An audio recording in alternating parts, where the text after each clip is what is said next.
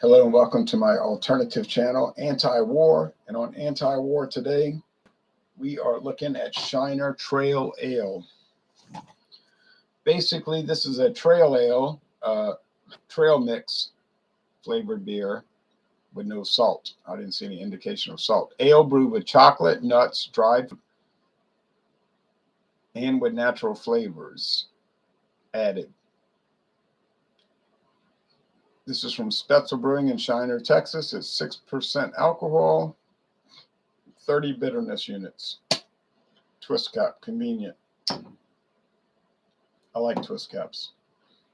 All right. Nice smoke.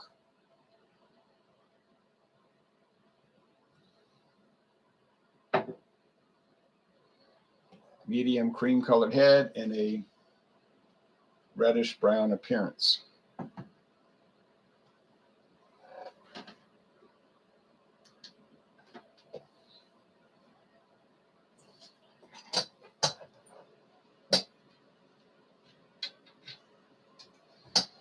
Try to equalize the lighting. Okay, so it's a beer, an ale from Texas, introduced in 2021 that's supposed to have the taste and feeling of trail mix. Well, I like trail mix. I don't know if I want to drink it, but let's, the rate beer saying it's bad, like a 60 something. But in the style brown ale, they give it a 92. That means they don't like the style, right? Beer Advocate saying it's very good, and Untapped saying it's very good. Okay, so reddish brown. Let's go with the nose. More brown than reddish brown, but there's a red, slightly red thing going. Yeah, brown ale, sweet, almost syrupy, white bread crust. Little nuttiness, like literally nuts in our trail mix.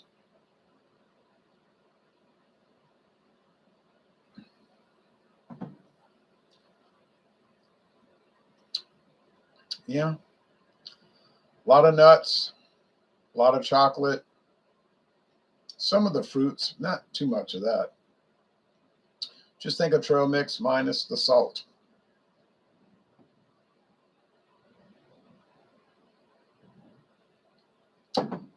Prickly mouthfeel, medium body, dry finish. Sweetness scale, 2 out of 5 sugar cubes. 2 out of 5 sugar cubes. Bitterness,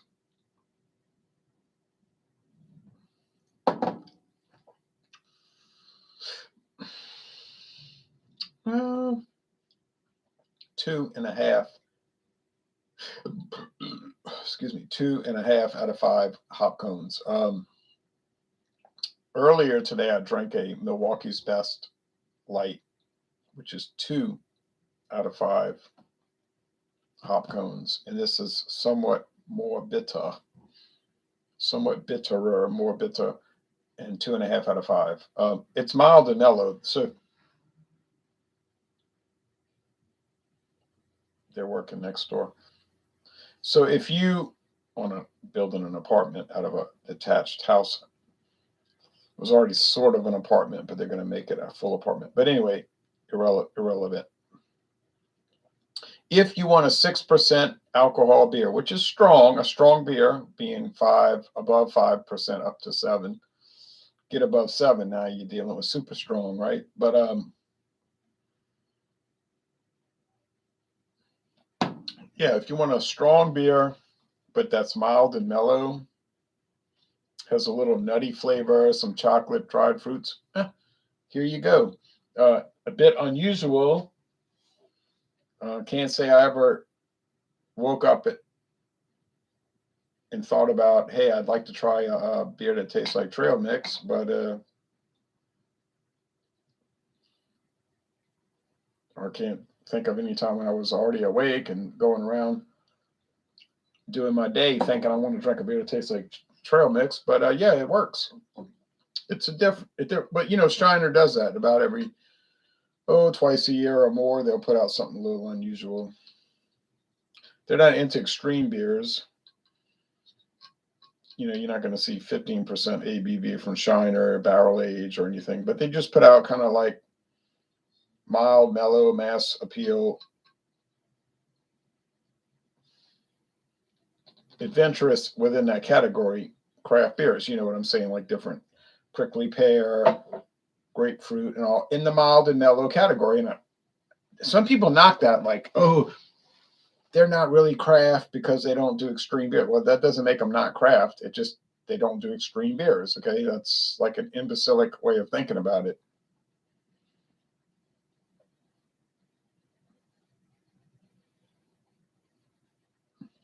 It'd be like saying Scotch whiskey. Well, it all has to be super smoky and iodine. Like, well, no, it doesn't have to be. There's different types.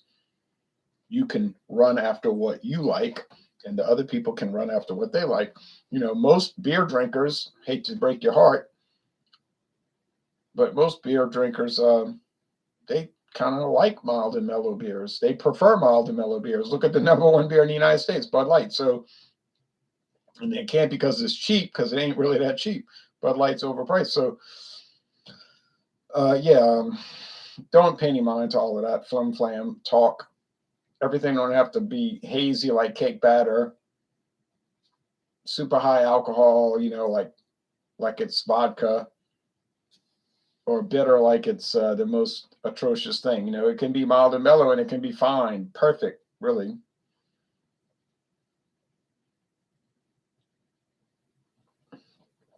Or like hot sauce, and it's the same thing.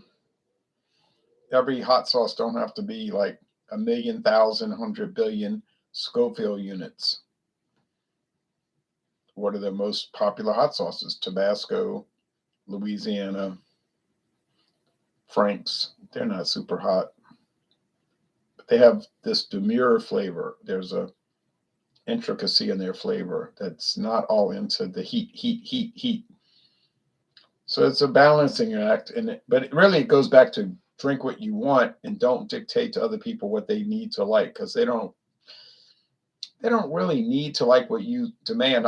I hear people say, Jose Cuervo, that's the worst. That's the worst tequila in the world.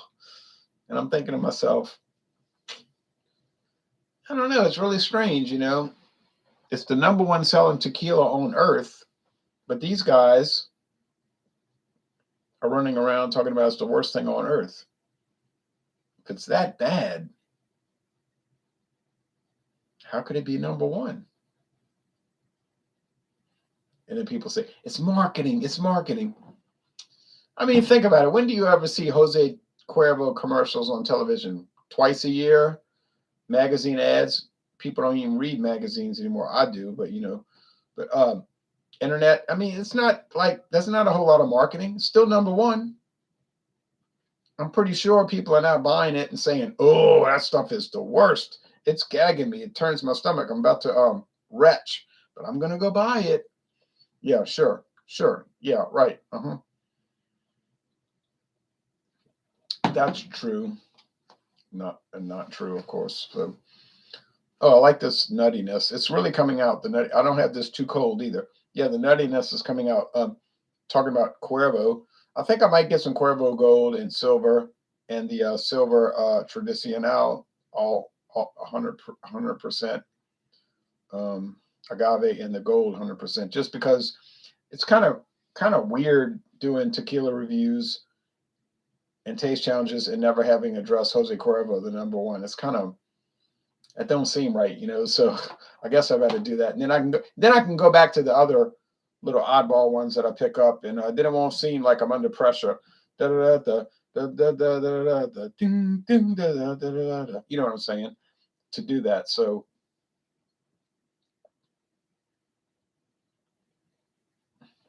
do I need more liquor? Obviously I do not. But that's not the point.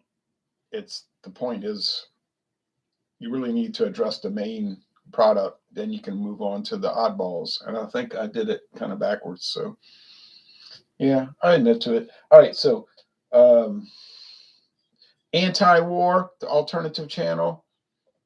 What are we saying about the this glare from this lamp? It's a good lamp, but it makes glare. Shiner Trail Mix, and that's the name of it. Shiner Trail Mix. The name is not Trail Mix, it's Shiner Trail Mix. The brewery is Spoetzl. Oh yeah, this is a nice product. It's not a great product, like world class, or but it's a 90. I'll say into getting into excellent, like A minus, 90 out of 100, and 8.99 a six pack, 90 out of 100. Cannot complain. Yeah, it's a winner, a winner, and so I say buy it. It's a unique experience. I wouldn't say it's a unforgettable experience, but it's unique and it's worthwhile. Jason Cleveland says, "Good afternoon, Jay. Is Shiner an independent brewery or do they contract brew?" No, they're independent craft brewery, and they have their own brewery in Shiner, Texas. There you see the little independent craft brewery thing. Um, they Now they might contract brew for other people. Now I don't know that. They don't have other people contract brew their stuff, is what you're saying. But they might have some excess capacity and do contract brewing for other people and just put it under an alias name like Central Texas Brewing or something, something like that. They just, as long as you register with the U.S. Tax and Trade Bureau, they don't care. Uh, Independent company, yeah, they're under the owner is a company called Gambrinus. So they have Spoetzl. Gambrinus has Spoetzl in Texas, and out in California, they have another brewery in California called oh I can't think of the name. It starts with the letter T. Tour. They make all kind of like German style beers, but I've never seen them in Louisiana, so they're pretty small. It must be really small because but yeah, there is another division of Gambrinus. I don't know if they bought Shiner, Spoetzl, or Spoetzl. It could have been where Spoetzl like expanded, and made this two divisions, and Gambrinus, the Germanic folk legend of beer. Yeah, so I'm not sure, but yeah, it is considered a craft brewer. Hector Lopez, I've never seen Shiner beers. Never? Where do you live, Hector? What state are you in?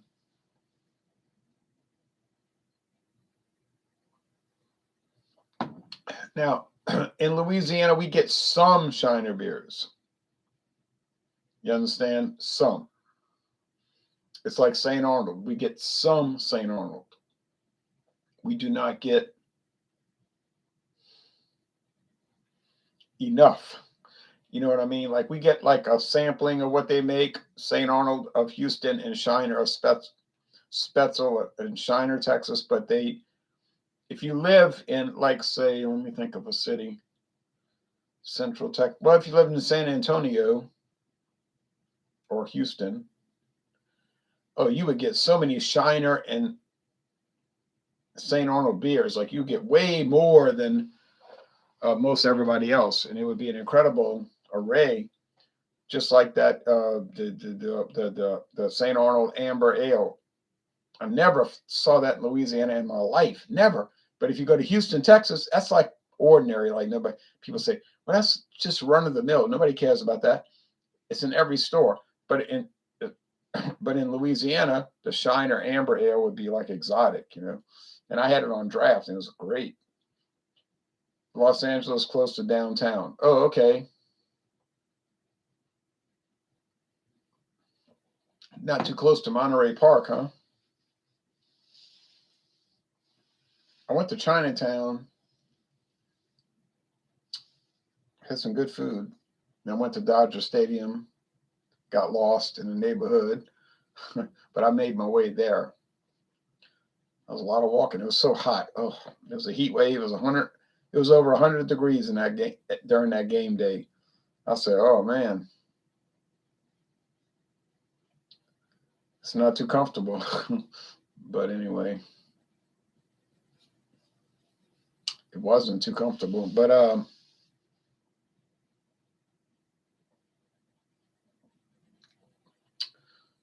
it was an experience. Marketing plays a lot into what people do, how they perceive themselves, and what they buy. People like to trash something they have either never heard of or have not seen a commercial for. Yeah, I guess that's true. I've just been fascinated by this Jose Cuervo thing. Regular people that I talk to, regular meaning they're not keyed in on social media liquor reviews. They love Jose Cuervo. Like, like the average people I talk to, they say they like Jose Cuervo. They like admire it, like it's some kind of like something to be looked up to. Like Jack Daniels or Budweiser, they're like, oh yeah, that's a real good product. It's just when you get into the review people, they're like, they say, oh no, it's so bad. And I tried Jose Cuervo Silver. Did I try the gold? Can't remember if I tried the gold on the Fandango Friday. But whatever the case, they were fine. I was like, what is all this fanaticism about it? Was it world class? No, it doesn't claim to be. They do sell some world class. Cost you $199 a bottle, or looking to pay nearly $200 a bottle. But yeah, I just say, oh no, I've been hearing about this tequila all my life. You're gonna tell me it's that bad? I wasn't buying it. I wasn't buying into it, And when I tried those, like the silver, the Jose Silver, I said, these people are crazy. There's nothing wrong with this stuff. These people are nuts, out of their minds. I like the Jose Cuervo Tradicional Reposado I pick up for my family. Yeah, I'm gonna buy that soon. My plan is to buy it soon. A full-size bottle, the silver and the gold. Yes. And the regular, but the regular, the regular old Jose Cuervo from 200 years ago, silver and gold. I need to do it because it's like I don't know. It's like I'm not doing it right. If I'm going to do the taste challenges with tequila, I've got to do the Cuervo. I said that this morning. I said, enough's enough. I got to do it. And I'm going to do it. All right. Well, that's enough of this. So, Shiner Trail Ale. Yeah. They sell it in cans. I think in Texas it's mostly cans, but in Louisiana we get the bottles. So I prefer bottles. They're prettier, I can't say it tastes better, but get it. Buy it. You'll like it. You may not love it, but you'll like it. All right. Thanks, everybody.